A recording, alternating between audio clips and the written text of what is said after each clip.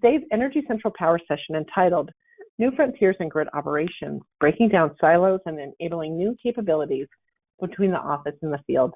Before we begin, I would love to thank our sponsor of today's event, IQGeo. Without them, this event would not be possible. Now I'd like to turn the floor over to the moderator of today's event, Mike Smith, to kick things off. Mike, welcome to the event. You have the floor. Very good. Thank you, PJ. Thank you to our panelists, and welcome everybody who has been able to join us today. We have some really interesting stuff planned for you today with these subject matter experts, and we'll be diving into those in just a minute.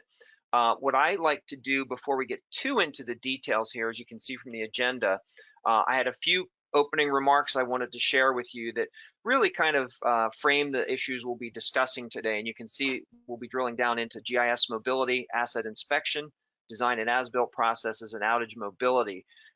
But to set the table for that, we wanted to look at a few of what I would call kind of the big picture issues that are driving a lot of the activity within those spaces. So PJ, next slide. I think we all know that we've had some major hurricanes come through the U.S. this year. And as you can see here, these, of course, impact literally millions of customers with lots of impact, not only in terms of finance, but also safety and being able to maintain just your lifestyle. So one of the things that we'll be talking about today has all these storms and outages as part of what I'll call the background noise, why this stuff is important. You know, how, if, and when can outages be restored more effectively, more efficiently? What are some of the things from a technology and business process standpoint that will better equip utilities to minimize the impacts of these storms? Because I think, as we all know, they're not going away. So any improvements we can make to mitigate some of the problems associated with these massive storms is a good thing, and we'll be talking about that today. Next slide, please.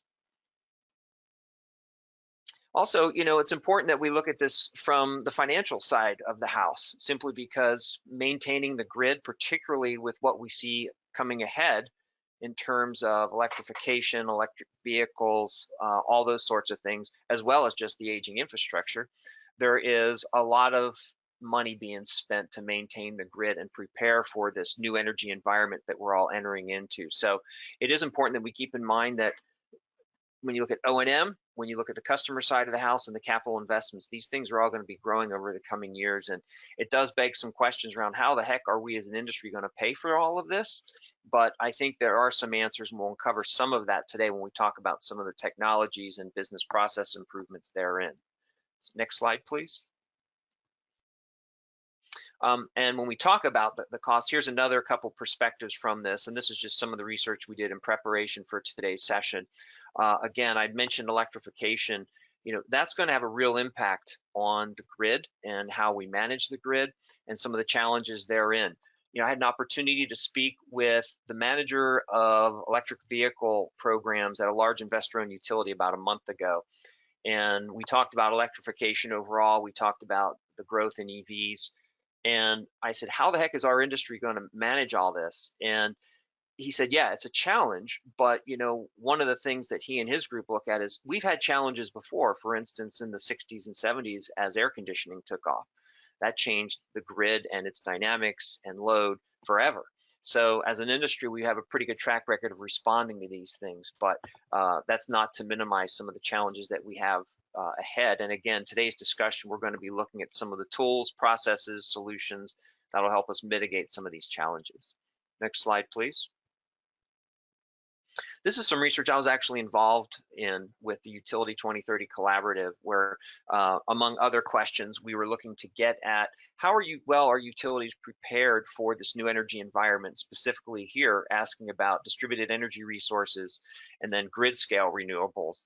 And what's interesting here, I think, just a brief takeaway, is that utilities have told us they're prepared for DERs. In fact, most of them have programs. They're well down that path. Grid scale, pretty prepared, but not to the same degree. And I think this may evolve over time, particularly as utilities start to see that there are some economies of scale and some real benefits to doing things at the grid scale level. So these are all things that we've talked about here just in these opening remarks that are impacting what the grid's going to look like in the future, how those assets on the grid will be managed, and what that looks like in terms of blue sky operations as well as gray sky operations where we have storms and other types of emergencies. So having said that, we'll move to our next slide, and this is where we are going to introduce our panel. We're very fortunate to have this group with us today. This represents decades upon decades of expertise in the topics we'll be covering in today's session. So I do want to just tell you a little bit about each of our panelists, then we're going to dive into the actual session. So first we have Amber Connors. Amber is with SMUD's Customer and Grid Operations Technology Center. She has over 25 years of experience, with 15 of those being focused on the electric utility industry. She's currently responsible for the delivery of next generation utility roadmap at SMUD.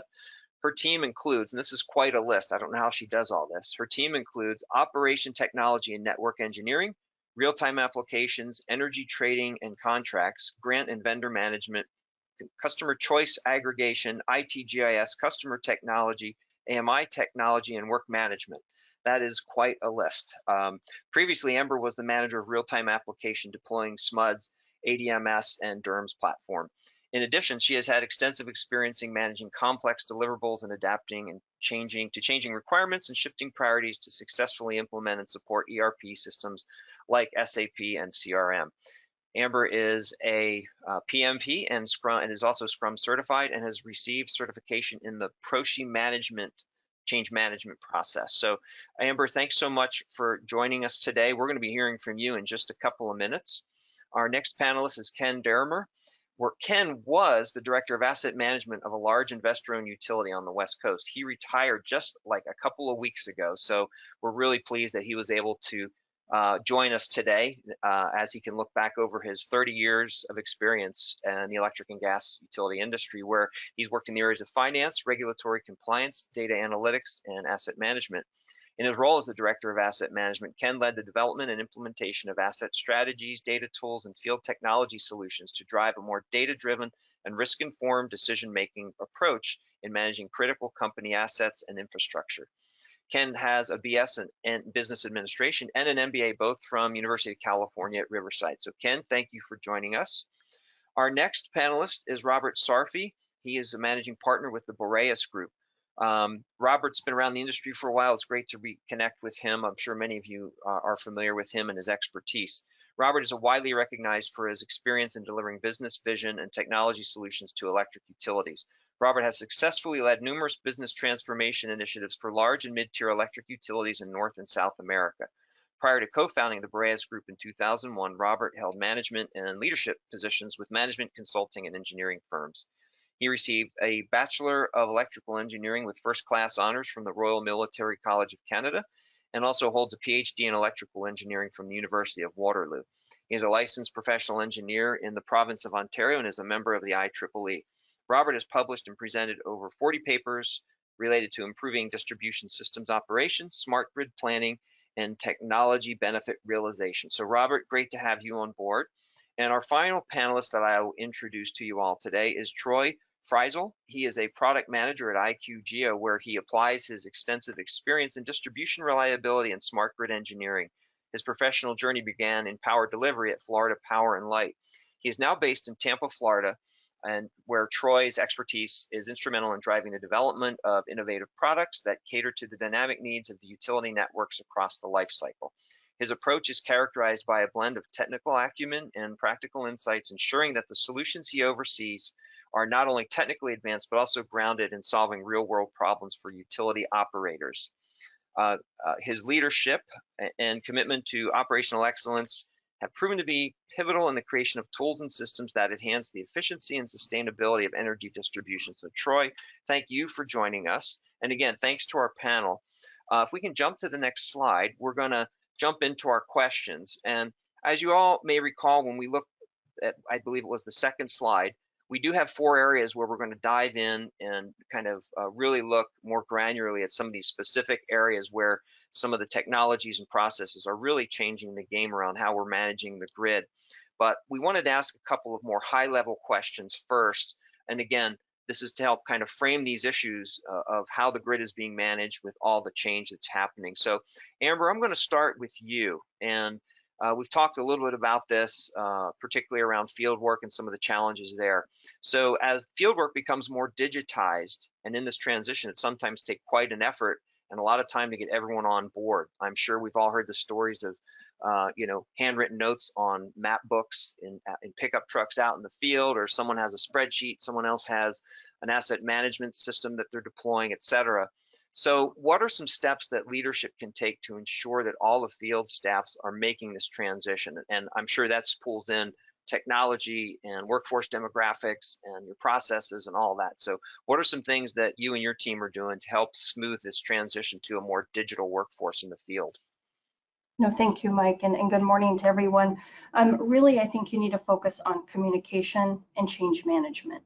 Really acknowledging that this really is a big change. I think a lot of times people think that technology is going to solve a problem, but you have to look at people and processes, as you mentioned.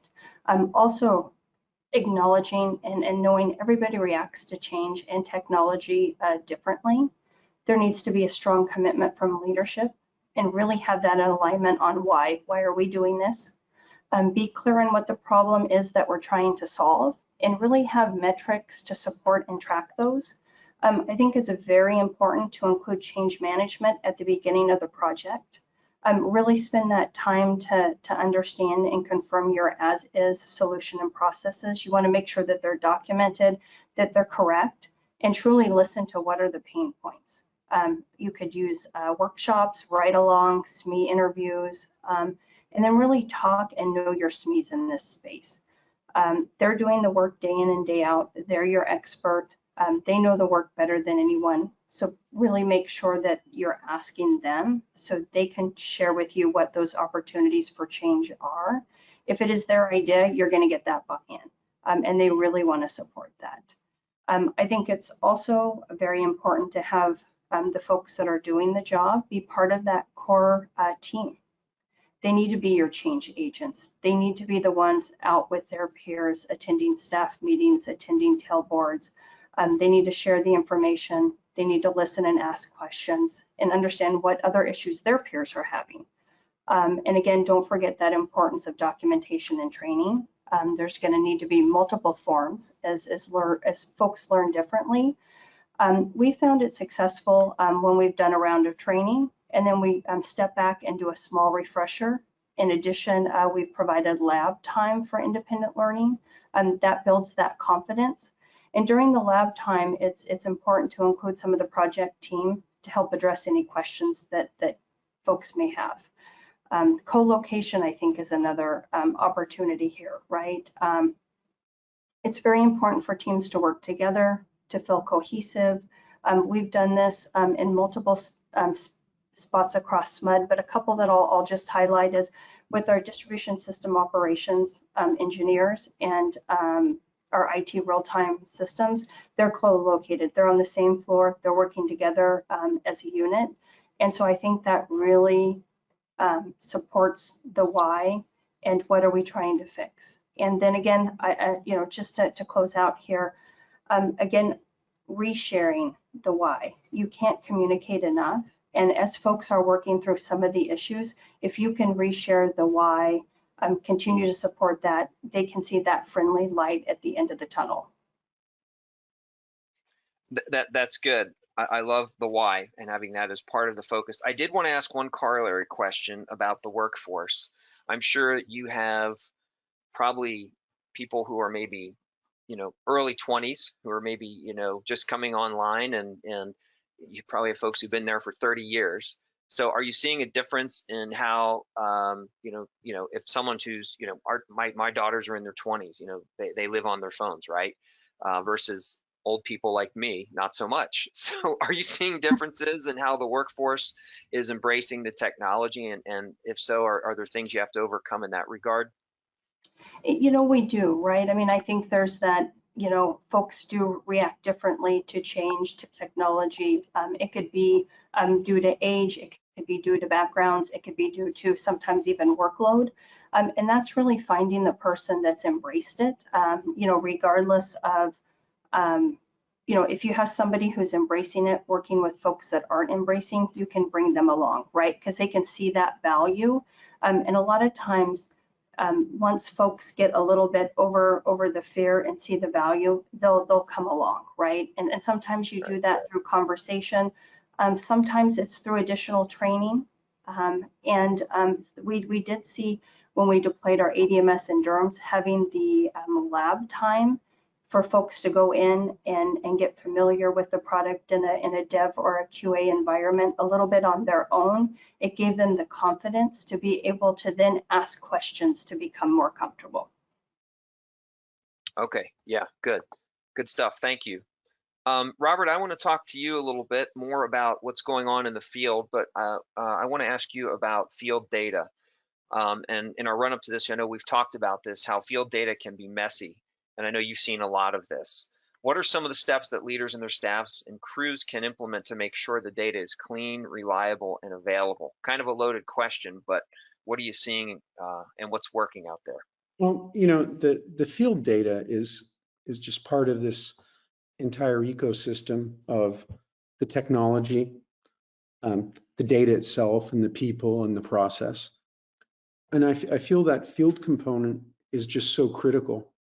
And it goes back to, you know, when I was a young naval officer, one of the more senior officers on the ship told us, you know, that there's 3 sets of responsibilities associated with any technology.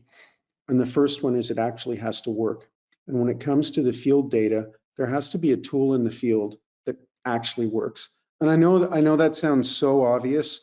You're saying like, why is he telling me this? But so many, if you look at the field tool at so many utilities today, even in 2024, you know, in the day of this little beast that everybody uses, the field tools, you know, you say, oh my God, you know, the interface on that, like I hear Run DMC playing in the background or something that looks so old. So it's got to be a tool that works. Now, what it actually meets the use cases, and I hate the term use case because, you know, in a lot of cases, it's what somebody will say when they don't want to do something. So do you know your use cases? Well, it has to solve a business purpose. It has to be fast and it has to be easy. Okay, so your first responsibility is that tool that they're using to visualize the data, to query the data, to update the data. It actually has to work. It needs to work, not obvious, especially when you look at the competitive landscape. It's quite frankly a disgrace for the industry. The second thing is you're responsible for looking after training and all sorts of people aspects. You know, similar to what Amber was saying, you have to provide these people with the right training to use that tool that actually works. Okay, and that's often ignored, especially in engineering and operations. You know, the attitude is we've spent so much money, we got pushed up against the deployment time, and quite frankly, there's no budget left, so we're just going to skimp on the training. You know, oh, these are smart guys, they'll figure it out. And I use guys for me as gender neutral. You know, and we skimp on the training. We don't make these personalized organizational change management plans, you know, by some type of persona or by some type of demographic. You need to focus on the people. And quite frankly, if it works, you've spent the focus on the people, then it's the responsibility of the people to use it.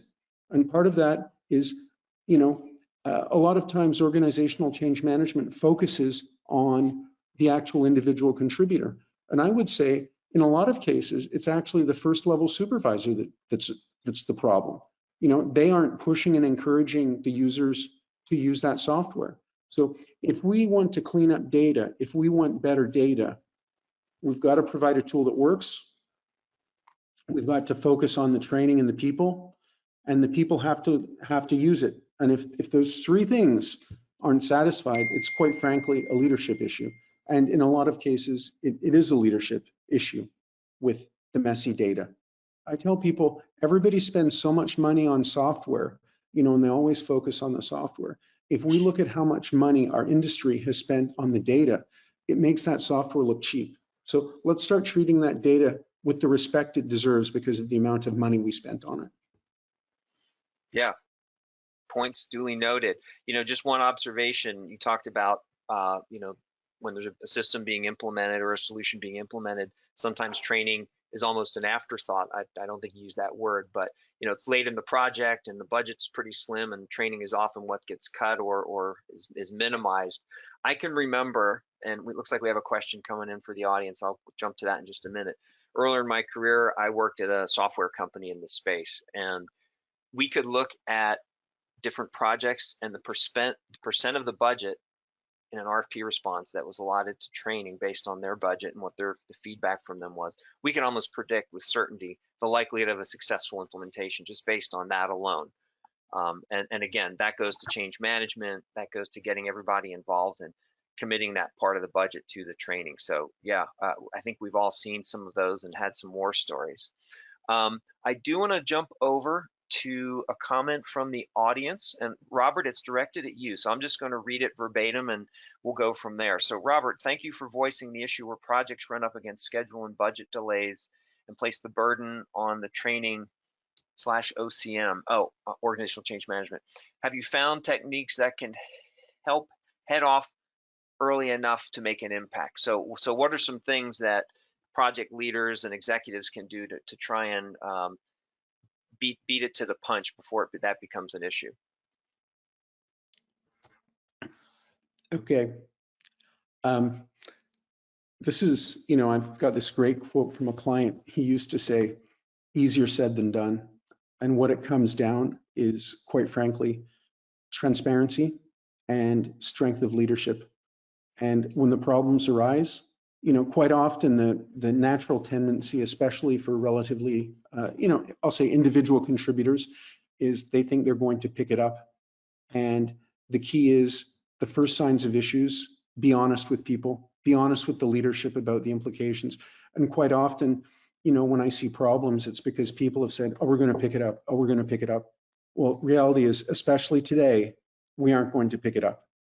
And, then it comes down to, that adult discussion amongst the leadership team. There's some obligations both ways, but it's not easy. But transparency and being honest with yourself and being honest with others, which, as I said, easier said than done, but that's what it comes down to. There's no silver bullet, unfortunately, or right. Sell the heck out of it. Right. Well, good. Yeah. People. I'm sorry. Please jump in, Amber. Yeah, I can also jump in here, Mike. Again, absolutely, those transparent and open and honest conversations will be very important.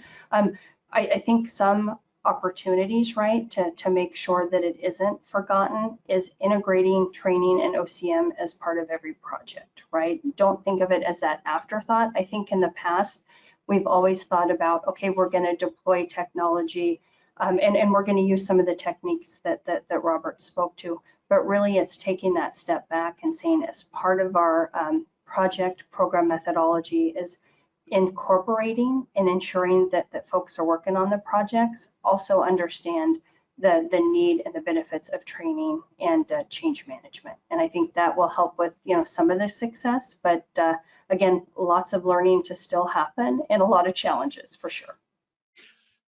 Amber's spot on, and I tell people,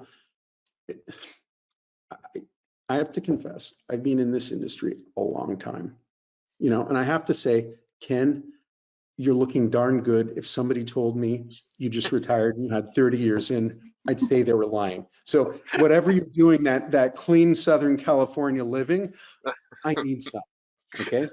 But, I go to conferences and I listen to the problems and I think, I saw these problems in the mid-90s, like why is it they're in 2024 and we just didn't learn our darned lesson about this? I was speaking to somebody last week and they were telling me, oh yeah, we're going to deploy, but we've got all these issues. So I said, oh, wait a second, like why are you deploying if you have all of these issues? You're basically sailing into a storm and it. And they said, oh, well, my fourth quarter bonus is based on that. And like, well, go to your leadership and say, it's not my fault that my vendor didn't deliver. And the vendor wasn't IQGeo, by the way. So this is like kudos to IQGeo, not them. But go to the leadership and be honest about it. And, if you really weren't at fault, maybe if one of my guys came to me and said, hey, this is happening, I want to do the right thing, but my bonus is at stake. I think most leadership is willing to have that discussion. Aren't they, Ken and Amber? As opposed to, we'll deploy, I give them the bonus, then I realize, like, what on earth have I done? You know, my phone just won't stop ringing. Everybody's upset. The customers are even complaining. It's just about that honesty. And sometimes it's hard, you know, period. But that's why we're adults, right? Hey, Mike, if I can add one thing, and Robert, by the way, looks could be deceiving as far as ability to retire after 30 years. One thing I wanted to add and really double down on what both Amber and Robert said from a leadership standpoint, I think it's also important to make sure that leadership is engaged early and often on projects. You know, making sure you have a strong director, whatever it is, director, executive sponsorship team that are in the loop. That way, when these issues come up, you can discuss them, and you can have everyone be aligned on a course of action, so that you can keep making sure you have training and OCM continue to be part of it. Because if you do start cutting that out, we all know what ends up happening. You end up really, the user acceptance is really at risk. And then you end up having to spend more time on the back end during the storming period. So it's really important to keep that leadership aligned and informed early and often, and making sure they're part of the touch points and the decisions as you go along in the project. Good, thanks, Ken. And I know you've been there and experienced all that firsthand. PJ, I'm going to ask if you could maybe advance the slide, because we're going to start talking about some of the specific areas where we're going to do more of a deep dive. And we're going to start with GIS mobility. Robert, I'm going to stick with you for this first question. What are some examples of where GIS mobility adds value to engineering and operational tasks and processes? Might be a loaded question, but it's open-ended, so take it where you will. But we really want to see where, as utilities are making these investments in GIS mobility, you know, where's the value really being realized? Maybe, you know, it's the 80-20 rule, 80% of the value is coming from 20% of the process, or maybe there's some other nuances there. What are you seeing? So let's look at, in my mind, the first place to start is, let's look at what quality is and who benefits from the quality. Okay, there's the completeness of the data. Is all the data there? The second aspect, is it electrically correct? So does it make sense from an electrical connectivity perspective? Might not be accurate to field, but reality is, okay, you're off by 1 AWG wire size, 1 transformer size. Who cares in the big picture? And then there's the accuracy to field. Okay, so we're talking about completeness, electrical correctness, accuracy to field. Now, there's the people that directly benefit from the GIS mobility, which are the actual people in the field, and it's everything from you know, blue sky day navigation, storm or some type of catastrophic event, knowing what was supposed to have been there to assist in the damage assessment, consistency in maintenance inspections. You know, one of my clients, a large IOU, used to say, the best person to make the decision is the person seeing the problem. And in order to understand how to make that best decision, they have to have all the available data available to them. You know, when I look at the profile of the typical field employee, those guys fish and hunt. The younger ones play video games. So the old, you know, the more mature ones, such as myself, don't tell me they don't know how to use a hunting app or a fishing app to figure out where to go. They can darn well figure out how to use a mobile GIS if they want. The younger ones, the level of sophistication of video games today make mobile GIS look like a child's toy, to be honest about it. So if they have the right data, they can make the right decisions. Unfortunately, it's not just about GIS data, it's about integration with other systems, you know, asset management systems. But they make the right decision when they have the right data. We need to trust them to make the right decisions.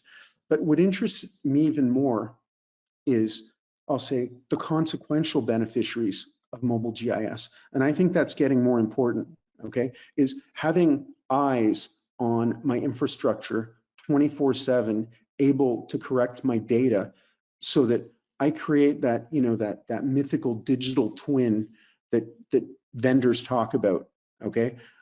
I don't know what's going to happen to my industry, quite frankly, in the next 4 years. Thought I did, who the heck knows? But what I do know is if I have a really good model, I can do some simulations to react to it no matter where I'm going. You know, DERMS, ADMS, OMS, I can use that data. If I correct the data in the field and I bring it back promptly and I show people that the data's being corrected because they did a good job, my data gets better and better. You know, otherwise it's a death spiral with the data. I want that data for modeling and simulation, and that's absolutely huge. I don't get it unless I enable my people in the field. Super critical. That's what mobile GIS is about. So I'll go back to some of my first points is the stuff's actually got to work. Fast, simple, easy. It's got to work. And if it doesn't work, let's just go home. Very good. All right, good points.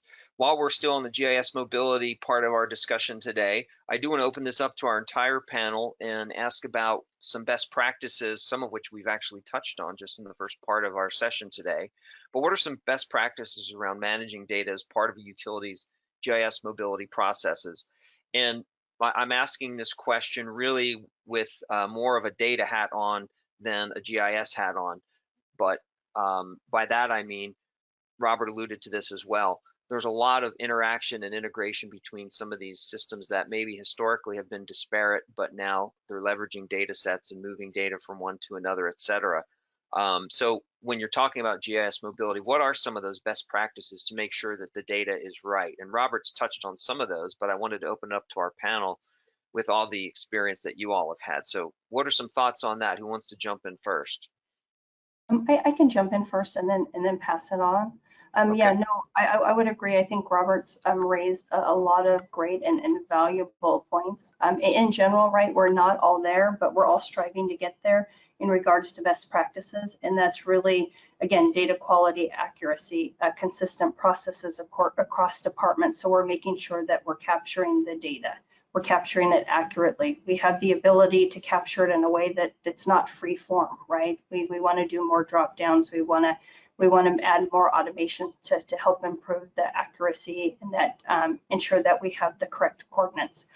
One area that I can just highlight that we've done in the ADMS and DERM space, as well as OMS, is really the nightly import. So we do a nightly import. It's an automated process, so we can bring over that built state model from GIS into ADMS, and then we overlay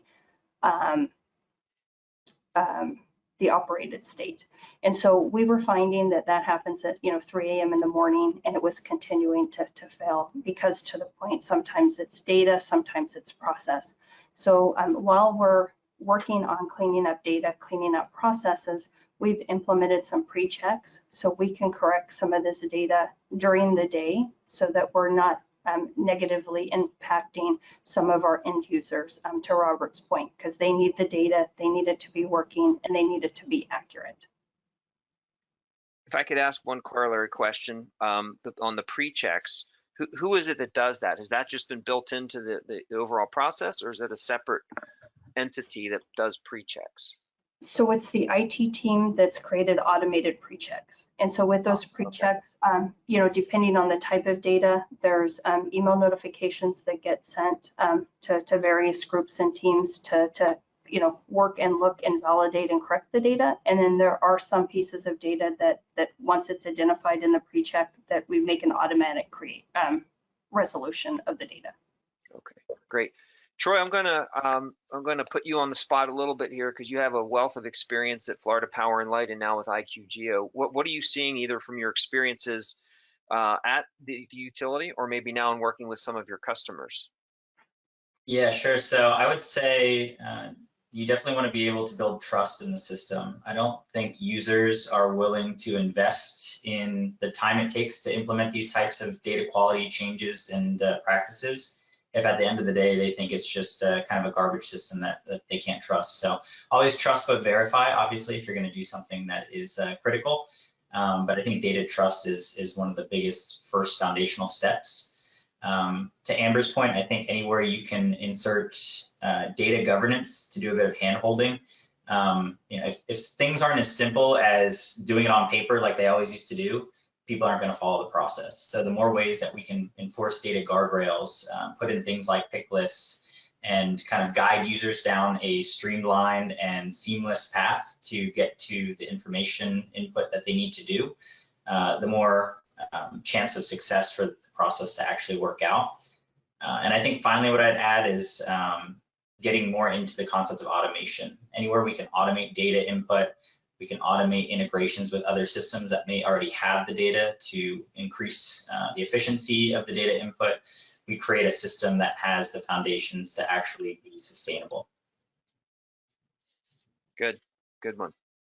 All right, well, I'm sorry, jump in, please. I can't resist saying one thing, and I agree with what Troy's bringing up. But you know what I've often found is in a utility, when I look at the field workers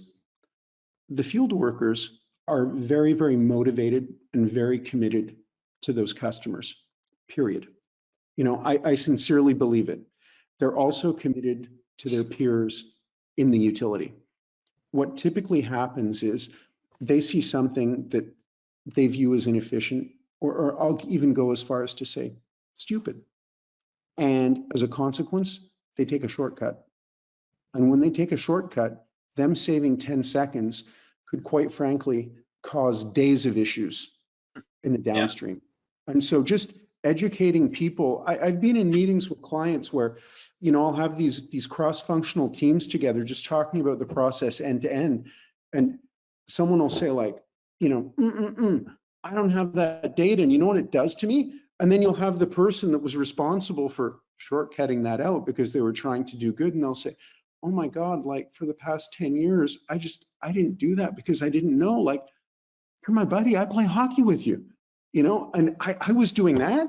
So it's educating everybody as to the consequences, because the utility employees, they do want to do well. They do want to serve the customer.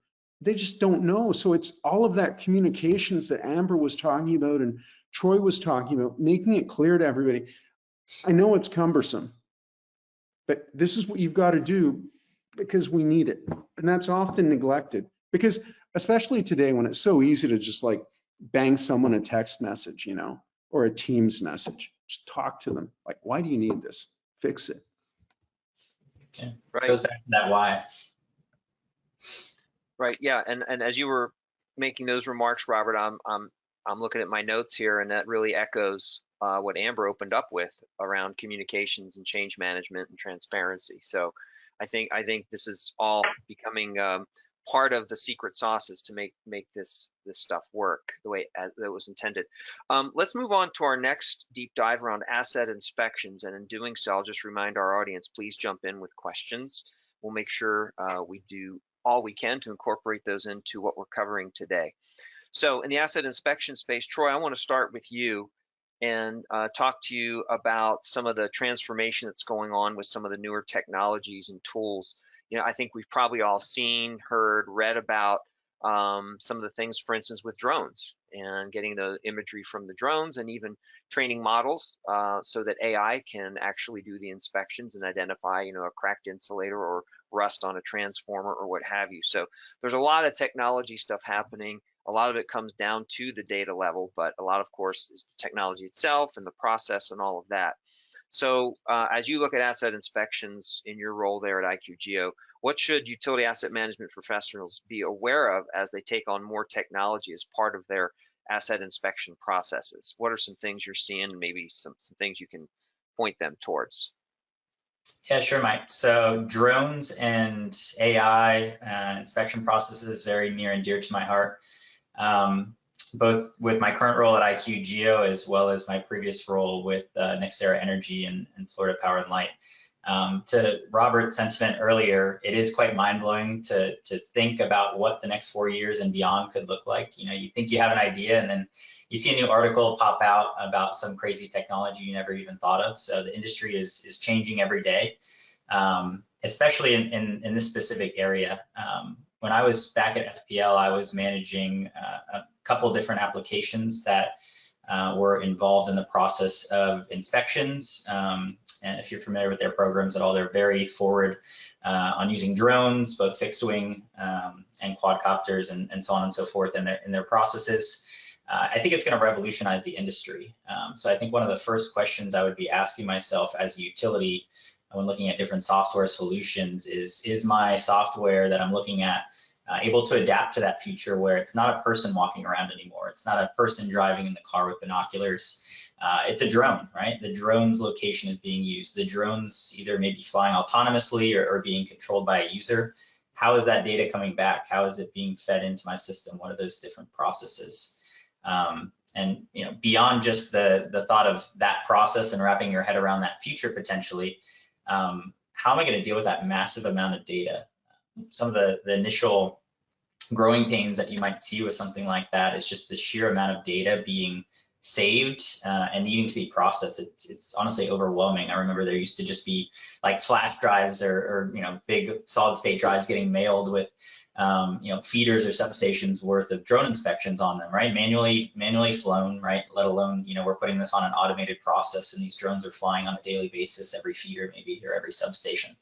But just terabytes and terabytes of this drone imagery that's coming back and not having a system to actually do something meaningful with it. It's a lot of effort, a lot of time, and a lot of money for not really much value. So I think software and specific tools made for these types of use cases are really going to become essential to capitalize on these investments and actually get ROI out of all these efforts, right? It sounds really cool that you have a drone program or you're moving to these new drone and AI technologies, but if you're not actually delivering any value from them, they sound great on paper, but maybe that hype curve you're still having to navigate, actually plugging them into your business processes, right?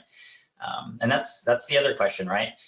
What is the outcome of this, right? How am I able to operationalize this as a utility and actually improve my processes, like related to reductions in reliability indicators, SAIDI, SEMI, SAFE, whatever you're attacking, maybe all of those. But I think the image recognition piece is going to be key there because, again, with massive amounts of data, let alone the storage issues of that, unless you're going to stand up a team of 50, 100, 1,000 people to sift through, condition assessment images, as I used to have to do in my daily job, looking at these things relating to, okay, I'm looking at 5 different pictures of the same pole.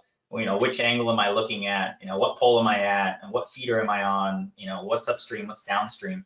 There's no relation to the network model and no way to understand and kind of mesh all those images in together to something that is intelligible to a human in the shorter term, and maybe could be further operationalized in some type of AI model and things of that nature moving forward. Again, you're not going to be able to use the data. So I really think that image recognition piece is critical, and then further taking those findings and then relating them to some type of historical system that can say, by substation, by feeder, by area, where are my critical conditions, where are my category 5 conditions that could take out a feeder or a substation at any point, and then be able to prioritize and relate those to your, whether it be your outage management system or your dispatch systems, being able to actually run on those things and make actual change start happening by connecting these new emerging technologies that are just kind of mind-blowing every time you see a new version or a new algorithm come out. It's really exciting to see what that future holds, but there's definitely a lot of growing pains to reach that, that ideal future. Yeah, and I'll just comment on one thing you said as you were describing all of that. A couple things leap out. You talk about things like data management, training models for AI capabilities. That also suggests there's some new skill sets that may not be resident in a typical T&D organization. So I think there's a skill set question, there's an organizational question, and how you incorporate those skill sets into the process in a meaningful way so you're getting that business value, because quite often these are not small investments and you want to make sure you're getting that ROI. And that ROI can be financial, it can be safety, it can be reliability, et cetera, of course. Good stuff. Like the one challenge comes in, as you mentioned, those skill sets probably don't exist in conjunction with also having knowledge of the T&D system, for example. So to be able to train resources, right? Technical resources that can actually make these types of solutions come to life and be successful. Those resources don't know what a transformer is. They might not know what a feeder is, a substation, right? So that knowledge transfer to be able to successfully implement those types of things, that's another thing you really want to make sure that you're looking for solutions and vendors that understand that on a holistic level. So they're not just taking a requirement at face value and trying to go implement it. They truly understand what is trying to be accomplished and what the constraints are.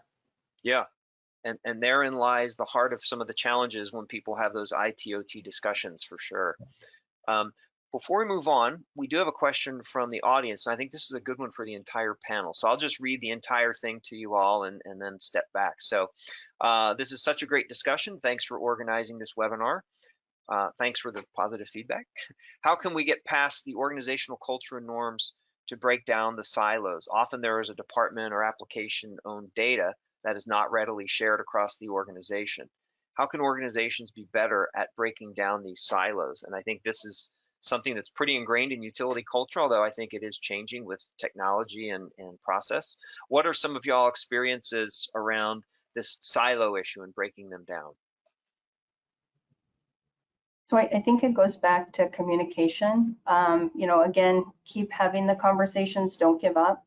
And then a way that you can force some of those conversations is put shared enterprise performance goals cross-organizationally, right? So for example, if you have multiple business units that need to deliver on something and it is a challenge, if they have an enterprise performance goal, sometimes there's a little bit more willingness to have those conversations and execute. It's a good one. Robert, I think I saw your hand come up. Yeah, this is my opportunity to take a dig at steercos. And I'm going to do that because I put a lot of the blame for this issue on steercos, in that the steerco has become like a rubber stamp organization that meets so infrequently they can't really address the problems. For me, the steerco is the way to solve a lot of these issues. You have the right people at the right level representing each of these organizations, and quite frankly, their job is blowing down these institutional barriers. And if you don't have that, good luck. Quite often I'll see a problem and there are these two organizations that, realistically, they're both right. But the problem is, I say, like I'll quote George W. Bush here, okay? I think he said, fast and wrong is better than slow and right, okay? So you have these two competing organizations. They could quite frankly go either way. They just don't go anywhere because they keep on fighting. And you look at where they finally converge in the org chart and you realize, like, well, wait a second, like this converges at the CEO of the holding company. So how are we going to get this project issue resolved if it converges like up in the stratospheric level? Like, I'd be embarrassed to go to say, excuse me, we're arguing about like the diameter of the pole in the GIS. They'd probably say, well, are you guys joking? Well, it's actually a really important issue. How do I display that pole on the mobile, on the, the small form factor device? So the right people have to be in the steerco, and there has to be the right executive leadership that has created a culture where people say, we need to get along, we need to make decisions, we need to work collectively for the benefit of the group as a whole. And quite frankly, in a lot of cases, I just don't think that happens because people are so politically motivated that things aren't getting done. So the right people that are truly committed on a steerco that's enabled will solve a lot of these problems. That's a good point. And I would just add that this part of the discussion here around breaking down these barriers, I think what makes it particularly challenging and kind of interesting is this is not happening in a static environment. This is happening where there's a great deal of change going on. An example that we've used in some of the work that I've been involved with is, if you look at asset management practices, everyone has, the crews do this, we have this system, we have this data, we have these processes, et cetera. But when you start stepping back and looking at the broader grid, where all of a sudden the nature of the grid is changing, for instance, we're going to have X% of our residents are going to have rooftop solar, X% is going to have EVs, and there's charging stations, and the grid itself starts to look very different. So those folks that are maybe focused on asset management have to really start communicating with the operations side of the house and even the forecasting side of the house, where the nature of the forecast has to change. So you have these traditionally disparate groups, all of a sudden they have to be working together and sharing data and communicating. So it's not a static environment. In fact, it's actually really dynamic is one of the things that we're seeing. I do have a comment from the audience here that I'll share, and I think we've touched on this a little bit, but if any of you all wanted to give some feedback on this as well, that would be great. Data governance has to play a role in breaking down those barriers and eliminating the concept of owning data. And I think we've all experienced that. I know I saw it in my early days as a SCADA analyst, looking at how the operational real-time folks, they didn't want anything to do with the rest of the organization, maybe for good reason, but I think that is changing as well.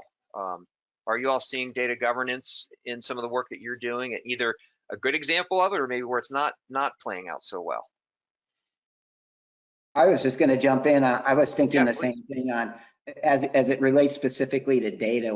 You really need to have a very transparent and sound data governance policy in place, so that folks not only understanding who owns the data, but how the data is used, how the data flows, how the data is captured, how one group might benefit from the data. Those are all kind of things that I know we've tried to start building at SDG&E. We're certainly not there yet, but just having a little more transparency on that, because it's not an easy decision point, you know, who a data owner should be, because so many different groups touch it.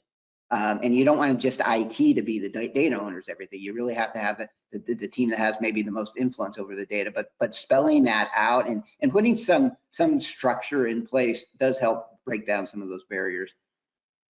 For sure, yeah. And Ken, as you're making those comments about who owns the data, that reminds me of what Troy was saying earlier about, you know, IT people, in so many words, Troy, I'll paraphrase, you know, they know bits and bytes. You know, people on the operations or engineering side, you know, they know electrons, right? So making sure that that equation works out is going to be a real important part of that. While we're on this topic, you know, Ken, I want to direct a question at you. With your experience at SDG&E, what are some of the tips that you can share in terms of how technology can help make asset management practices more effective? And by that, it could be faster, less expensive, better insights, better accuracy, data availability, integration with other systems. Very much a loaded question. What are some of the things that you all did in your 30 years at the utility in terms of really making a good bang for the buck for the investments in the technology? So thanks for the question, Mike. I think I'll kind of leverage some of I think Troy actually teed this up pretty well, and maybe what I'll do is share a couple of initiatives that SDG&E has kind of undertaken over the last, I'd say maybe over the last 4 to 5 years, specifically in this space, and it really does get to this value proposition, bang for your buck, as you call it. And for us, it really anchors around creating a more risk-informed, data-driven approach to how we manage our asset, specifically on our electric side. And maybe I'll focus a little bit on inspection, since that's kind of the main topic here. And the first one I want to talk to, it starts with the data. I think we've established data is an important foundation. And so one of the things in asset management, when I came into the role, that we really undertook is the need to bring our data together in a central repository. I know some folks call it a data lake, certainly not a data ocean. But at the end of the day, we have about 15. One of the things we found out on our electric distribution side is we've got about 15 plus source systems that capture some element of the data over the life of an asset. And so one of the things we really wanted to do is bring a process in where we can bring that data together, and you know, whether it's you take a main asset like a pole or conductor or cable, you know, for those elements of assets, we want to bring all the different sources of data together. And then from there, then we work with a third party to then start developing asset health models, where you can take that data and actually start to make an assessment of what's the asset health based, and it could be based on a number of different variables, age, type, you know, where's the location of the asset, and so now you can start to actually use that data and build some sort of assessment on probability of failure. And now, once we kind of got there, then we can start working with our engineering and some of our other operational teams that they can actually start using this data to inform some of their decision making on how they design some of their projects and programs. What we are now undertaking is then taking that asset health assessment and then actually converting it into what is the consequence of a failure. So layering in some of our consequence risk models where we can assess, what is going to be the impact of the failure, because then what that does is that gives you a better view of overall asset risk. And so, as I mentioned before, we started that with kind of more of our more significant assets that we probably have better data on, and now we're starting to figure out how do we get to some other more minor units of those assets. Could be things like arresters or connectors, things that probably most companies don't have very good data on. But that is an area where we're trying to get to, and ultimately, not only helping to design projects for engineers, but then also starting to inform how we do our asset inspection. So that's kind of the frontier we're in now. And the other program that's really kind of been linked with this is, and I know Troy talked about it quite a bit, is a drone program. We launched a drone assessment and investigation program probably about 5 years ago. And that was specifically as a wildfire mitigation program. As you know, I think everyone knows, and California has had some pretty significant issues with wildfires. So one of our incremental wildfire mitigation programs was designing a drone program to really do inspections on all our backcountry assets that are more prone to wildfires. And then on top of that, then work with a third party to co-develop once you get those photos, and I think we probably took about 1.5 million photos, is develop a machine learning model to actually detect those infractions and what's, whether it's a broken insulator or even a loose bolt. And, when we first did this, it was more, just get out there and invest, inspect as many assets as you can. But what we now are in the process is now, how do we take that technology that we implemented? How do we right size it? How do we fine tune it so that now we can actually not necessarily use it just as an incremental wildfire program, but use it as more of a cost-effective supplement to our regular inspection program. It's called the corrective maintenance program. So we launched that in 2023, where we kind of downsized the program, but really did it on more of a risk-informed approach and utilizing that data that I talked about from our Asset 360 program to help inform that. So we have 1 year under our belt. We're on that program. We're still learning a lot, but definitely I think this is the wave of the future. But I think Troy's point is very well taken, that we just don't have unlimited capital and O&M to just do as many of these as we can. So we really want to make sure we're getting the highest quality, best bang for our buck for these inspections going forward. So we're continuing to fine tune that, but I definitely think the image capture and being able to convert that image capture into machine learning via AI is definitely something that companies are going to continue to invest in, but you just got to invest it in the most effective and efficient and affordable way. And so that's kind of where we're at right now. Thanks, Ken. And I had kind of a question for you when you talk about asset health. I think that's pretty interesting. Robert, it looks like you had one too. Let me get back to you in just a second. When I hear asset health, I always think of, okay, you're now on the road to more predictive and prescriptive asset management. Are you seeing in your utility, or are you seeing the writing on the wall that, yeah, we're going to be so far advanced in our asset health stuff, we're going to be replacing assets right before they fail, which of course, may not be practical, but are you seeing that movement towards true predictive asset management? Well, I think that's the ultimate goal, but we're far from there. I mean, we're still early in this journey. I mean, we're talking 3-4 years in, and utilities have had these types of programs for a long time in very specific assets, but we're definitely trying to look at and do this in a more holistic way. And a lot of it, I think, gets to the decision too about, do you replace or do you repair as well? It not just your capital replacement, but I think it actually helps to inform your O&M. And I think understanding asset health, as I mentioned, is only part of it, because I think you actually have to understand the consequence too. Because if it's a high failure but low consequence, then you just run it to fail. But if the consequence, in the case of, like, potentially igniting a fire, if the consequence is high, then that's where you probably will have more, maybe be a little more aggressive based on the data as far as a proactive replacement. Right. And Robert, you had your hand up, I think. Yes. I've had the pleasure of, over the course of my career, of having done work with both SDG&E and SMUD, and they're truly wonderful utilities with wonderful people, and I'll say sophisticated. Data governance, all of these programs that we're talking about, I think the thing that people need to remember is there was a book out there about writing, Anne Lamott, Bird by Bird, and her message is start small. And these journeys, they take a long time. And that's what I think people have to realize, is that, you go to these best of class like SMUD and SDG&E, and you think, like, oh my goodness, this is great. You look at, how long SDG&E have been working on it, and that's a lot of hard work and effort. And so people need to make a plan, stick with the plan, but start small, like data governance. You do need data governance. Everyone needs data governance. But, like, when the data governance manual is this big, that thick, it's not good, right? You got to start small, implementable, just like everything. Start small and start realizing the benefits. You aren't going to be as fit as Mike Smith overnight, right, Mike? I'm an old broken and 24 beer a day to be Mike Smith. It's like decades. If only.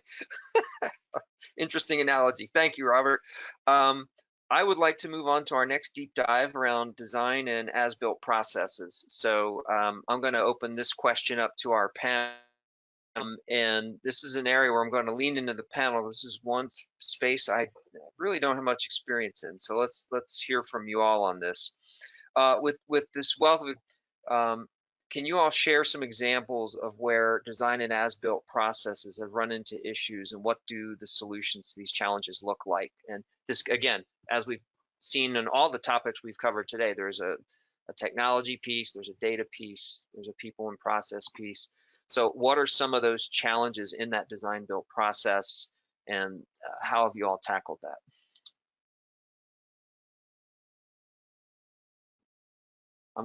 Troy, I'm gonna put you on the spot then. I'm gonna ask you first. So what are some things that you're seeing, again, reflecting on your experiences at Florida Power and Light, or in some of the work you're doing with your customers now at IQGeo?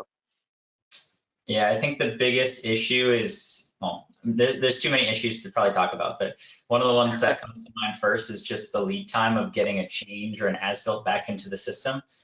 Back to that concept of trusting the data that you're seeing. If you don't know if this is up to date, right? This could be, very old and I'm just getting the update now, right? If there's months of queuing before I get a change back into the system and as-built from a constructed status, for example, I think that's maybe one of the big ones. The other one that's probably near and dear to the IQGeo side of the business is digitizing the process. There's so many utilities that still today rely on a piece of paper, and that piece of paper getting back to an engineer, and that engineer doing something with it and then handing it off to the next cubicle to do something with it. When I was just starting out as the distribution engineer at FPL, I used to have a paper like a pile this size on my desk of just all these notes I got back from the field and things that I would need to file and that were, probably very important, but I had other bigger things on my plate than to sit there and put a bunch of updates into the system, right? So the processes improve over time, but the more that you can digitize that and make things automated, if something changes in the field and there's a person there standing with the right equipment to capture that change, as someone mentioned before, they are the best equipped person to take care of that right then and there.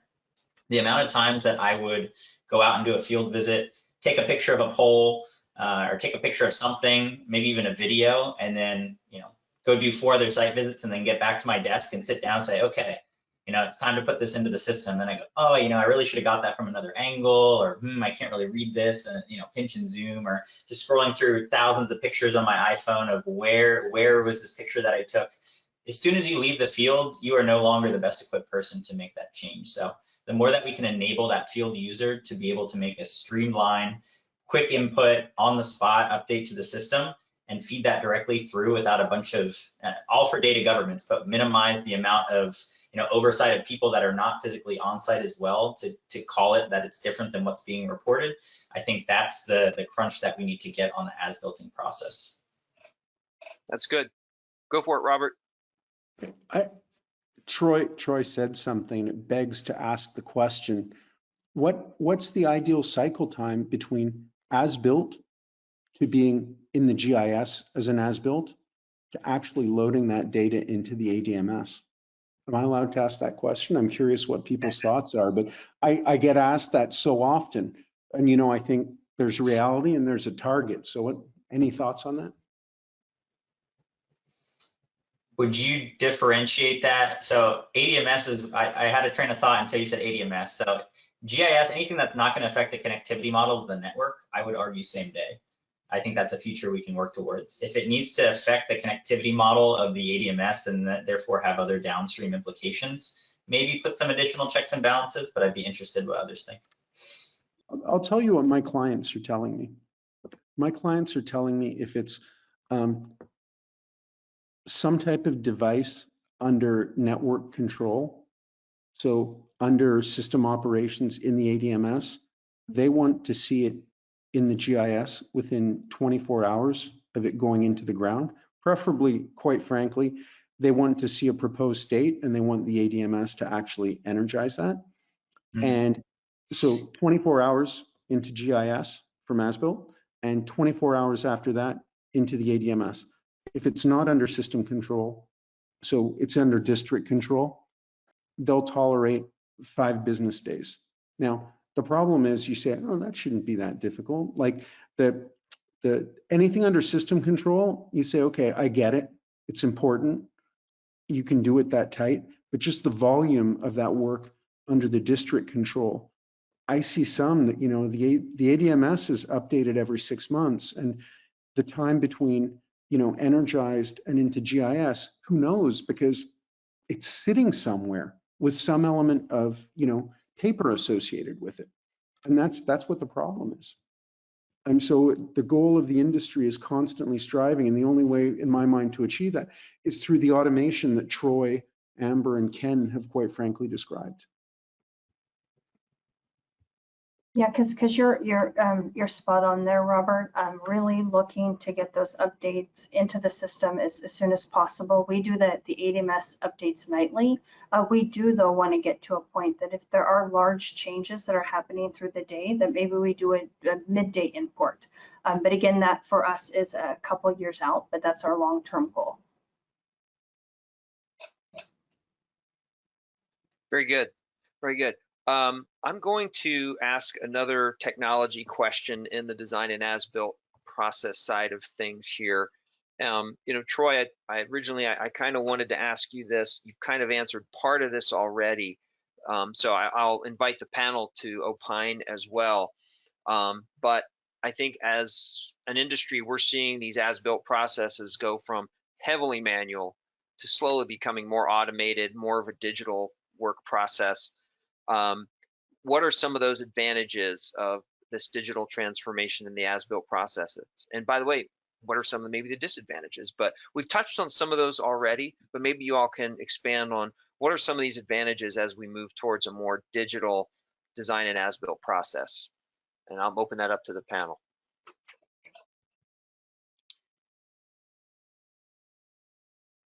So I would say, anytime you can automate, I think sometimes automation gets a bad rap in that folks feel like, well, then what am I going to do for my day-to-day job? And again, you're not automating typically to put people out of a job, right? You're automating to allow folks to grow capacity in their day to do more of those innovative tasks, right? So especially in the GIS space, depending on what tool you use for your utility model, and or if it's the same for your presentment model, if you give your folks the opportunity to automate and validate some of these important tasks, you're then allowing them a bit more time to work on that presentment and actually using the data to help solve other problems. So I definitely see that as a benefit. The one thing I would say is, so anytime you do go through an automation process and or leveraging AI, really truly test that model end to end. You don't want to just rely on the technology till you've built that confidence. Right. Right. Yeah, I was just going to add, Amber, what you said is I think I think there's many benefits, and I think we've kind of covered them. But I think that, and I wouldn't say it's a negative, but it's something very important. Is that before you can just go and automate the process, you've got to really understand it and have alignment on the process. Because if you the as-built process is touched by so many different organizations, and is that if you don't have a clear understanding of how that process should work, you're going to be programming some automation that's going to have glitches in it, and it's probably going to break down the bigger process. So it's really important to do a deep dive on the flow of the process, the flow of the information, the handoffs, and all that go into getting it to an as-built state. Good. And by the way, amidst the discussion of the timeliness of the as-builts, one audience member commented, "Same day!" exclamation point. So I think that's a target that the industry is shooting for. I'm glad to hear that we're all moving towards that successfully.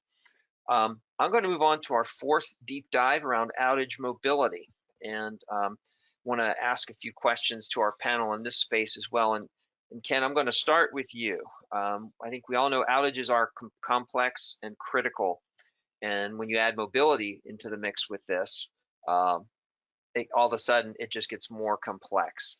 So some of the things that you've seen in your work at SDG&E, what are some thoughts on how the utility should be rolling out improvements in outage mobility? And again, people and process, technology and data. Obviously, there's a very heavy asset component to all of this outage management and outage mobility question. So what are you seeing there at SDG&E, and how are you all tackling some of these challenges?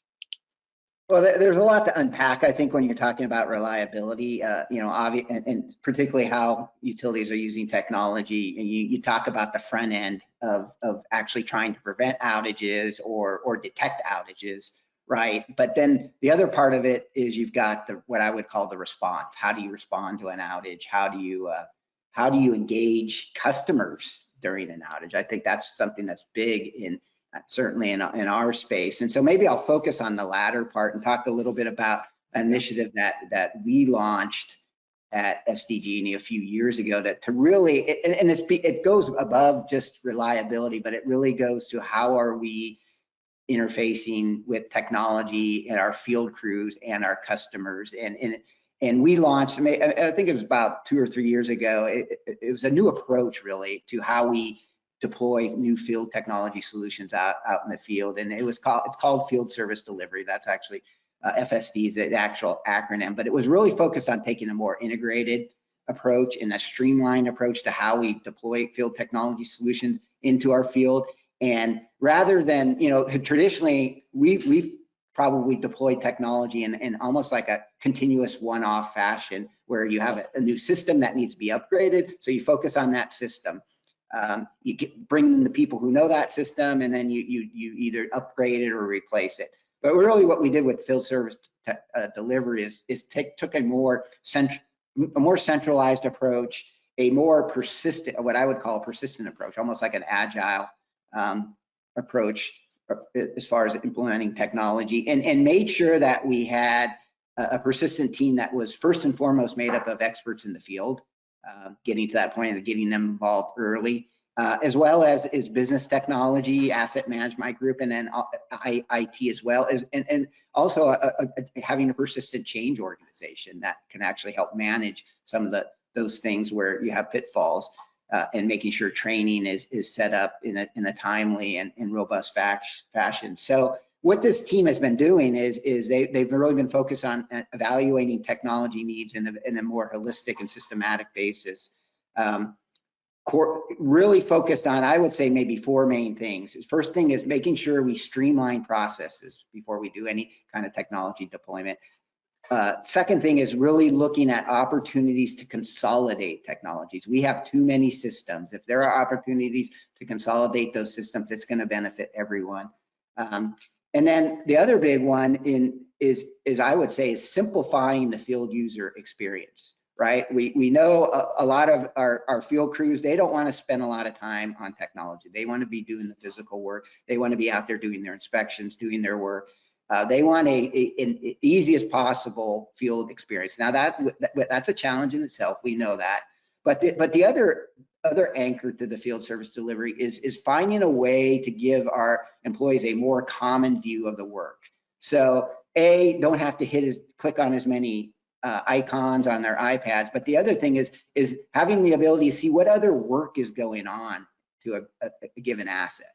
If we're electric and gas company, so it's good to know if you're out there for an electric job, it's good for you to know whether there was any gas work done there recently, or it could have been a different type of electric project. So those are all been the goals of our program, and ultimately what you're trying to do here for the customer is make our interactions with customers easier, whether that's visiting our customers less, right? Our customers don't want our field crews out there. They obviously need them when there's an outage, but for any kind of work, unplanned or planned work, they want as few interactions as possible. And when they're out there, they want them actually armed with information so that they actually know the history of the customer and when's the last time the customer has been talked about or touched by the utility. So those are kind of the timeless tenets that we've really done with our field service delivery, because ultimately what that's going to do is it's going to improve our ability to respond to outages when we have them, because we're going to have more access to the information. We're going to understand the customer better, and we're ultimately going to be able to improve the response time to that outage. We commenced this program by deploying a new scheduling and dispatch tool. We started it on a pilot basis, and by the end of this year, we're going to have it on a full-scale basis to our electric crews. But really, it's geared towards all those objectives in mind. And we've gotten, I think we can all sit here and we know what the challenge of this type of undertaking. We've got over 1,500 field users. That includes contractors. So we know what a big undertaking this is. But our approach of doing this in more integrated fashion has received some pretty positive reviews so far, as far as just making sure that the field is heard early and often, really looking for ways to get them involved in the look and feel of the tool and simplifying their experience, and then ultimately trying to secure quick wins along the way, right? These technology implementations can take years. And if you don't have an ability to celebrate quick wins and maybe solve some real-time problems along the way, it's hard to gain that acceptance. So again, everything's a journey here. We still got multiple years as part of this program. We got other systems. We got to deploy this out to our gas ops as well as our customer field group. But that's the approach that we've taken to really help maybe booster the overall acceptance and ultimately the integration of the tools. That was a lot, Ken. Thank you. I was keeping some notes here, and of your 4 goals, and I'll just paraphrase: streamline processes, opportunities to consolidate systems, simplifying the field user technology, and a more common view of the work. On that second one, opportunities to consolidate systems, I'd like to ask our panel where you've seen this maybe successfully. Maybe you've experienced it firsthand and yeah, it was successful, but boy, we had to get over A, B, and C. So where are some examples of where you or your customers have been able to take an opportunity to consolidate some of these systems? And I think we've all seen different examples of this. So what does that look like from where you all are sitting?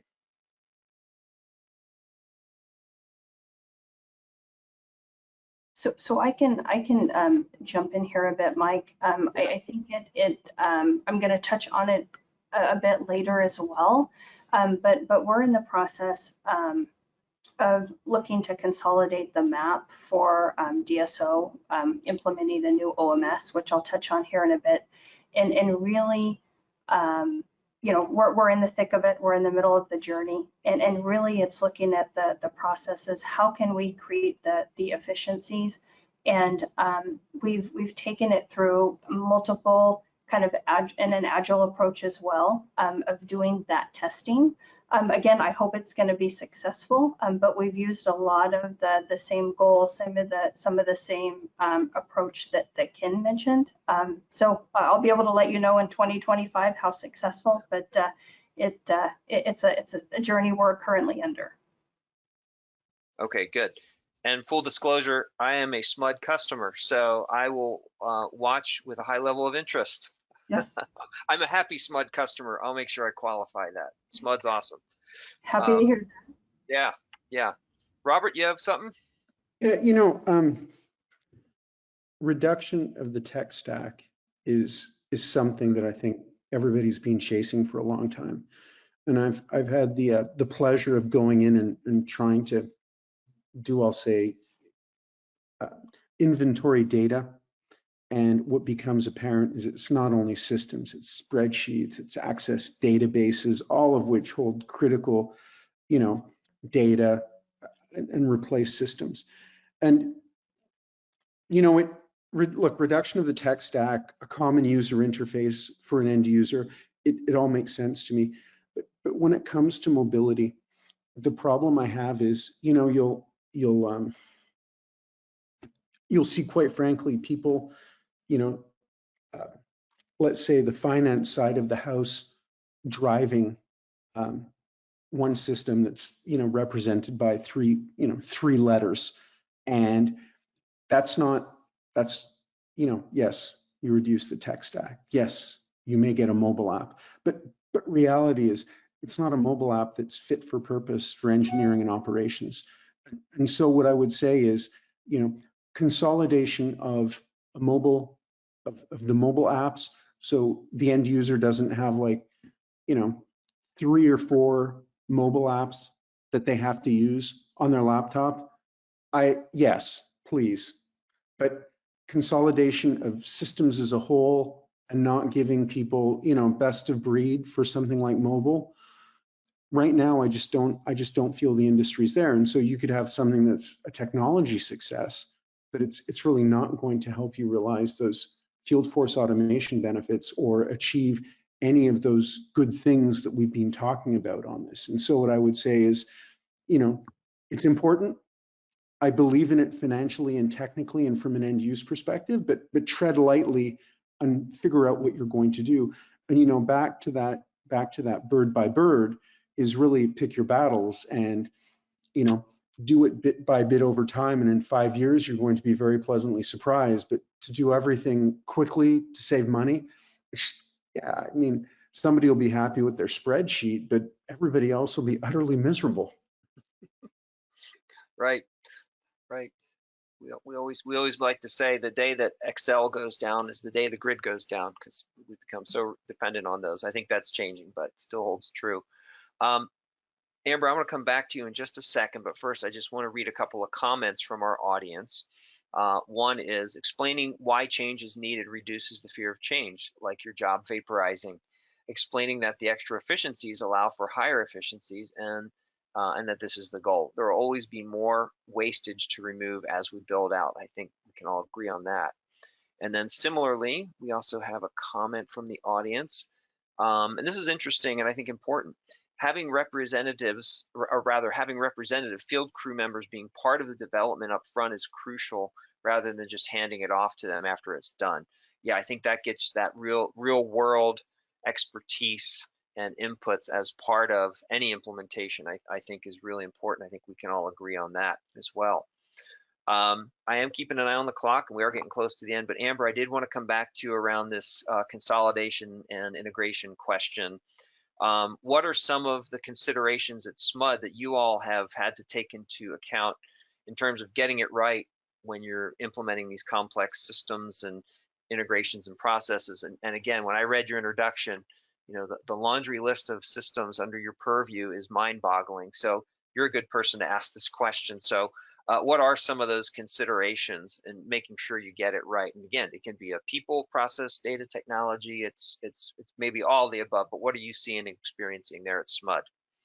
Sure. So again, I think all organizations right now have a lot of complexities, right? I think earlier, not only do we have the one-off projects, the upgrades that have to happen, operational support, but we're trying to use technology to move the needle. We're doing the same thing at SMUD.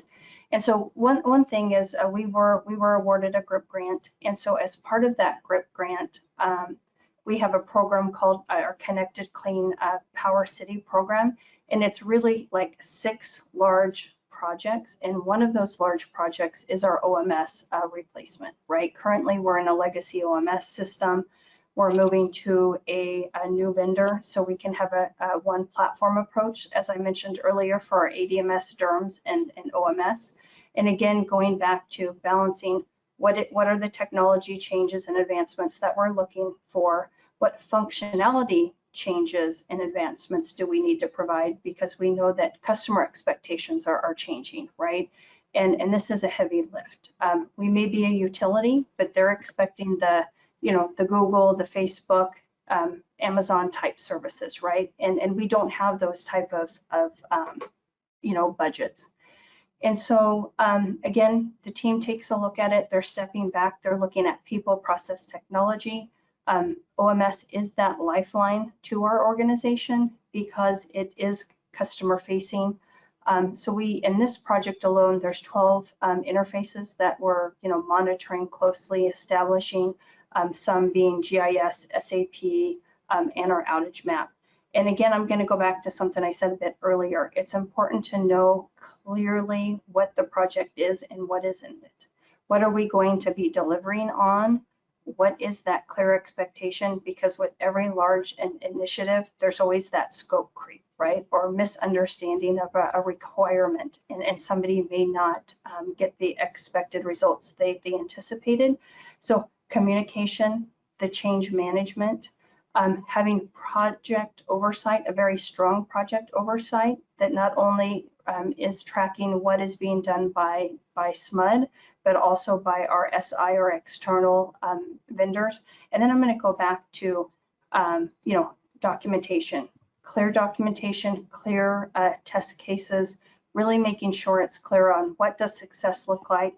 And again, all of this that we've talked about today cannot be done without wonderful SMEs, wonderful staff, and folks that truly care about the customer day in and day out and want to deliver on that. And so we have all of these efforts underway, and I think it's about accountability, strong leadership, and also, as we're facing issues, raise those issues, have those conversations, talk about them, because with any technology deployment, it would be great to share that, hey, we're going to deploy no issues, right? If somebody has had that, I want to talk with them, right? Because there's always those unexpecteds that you have to work through. So I think there's a lot of opportunities. Again, multiple layers of projects. So you have to make sure that one project is talking to the other, right? Because they are sharing resources. They may have touch points, right? So having that true visibility is also going to make your life a bit easier. Yeah, that's a lot. And I'm sure that as you get deeper into your implementation, you'll have a lot more stories to share.